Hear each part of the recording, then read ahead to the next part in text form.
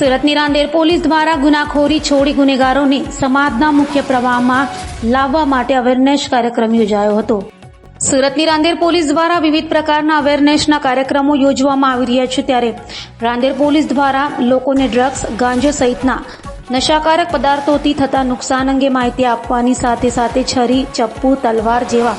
ઘાતક હથિયારો ન રાખવા અંગે માર્ગદર્શન આપી સૂચન કરી તેઓને ગુનાખોરી છોડી સમાજના મુખ્ય પ્રવાહમાં લાવવા અપીલ કરી હતી।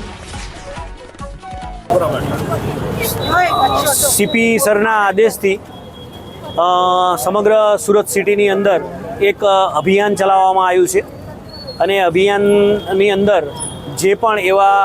સ્પોટ છે, ધારો કે અમે રાંદેર પોલીસ સ્ટેશનની વાત કરીએ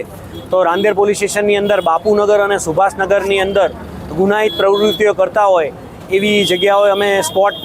પહેલેથી નક્કી કરી અને એ લોકોને અવેર કર્યા છીએ કે તમારી જોડે જો ઘરમાં છરી, ચપ્પા,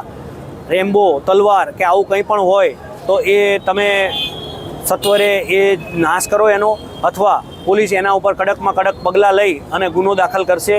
એ સિવાય ડ્રગ્સ, ગાંજો આવી કોઈ પણ વસ્તુઓથી કોઈ પબ્લિક સંકળાયેલા હોય, કોઈ પણ માણસો, તો તમે આગળ આવો અને તમારું નામ નહીં આવે એની ખાતરી સાથે અમે એ લોકોને કીધું છે અને અમારો નંબર આપ્યો છે કે તમે અમને આવા બધા પ્રવૃત્તિઓ જે કરતા હોય એના માટે અમને ફોન કરી અને અમને જાણ કરો।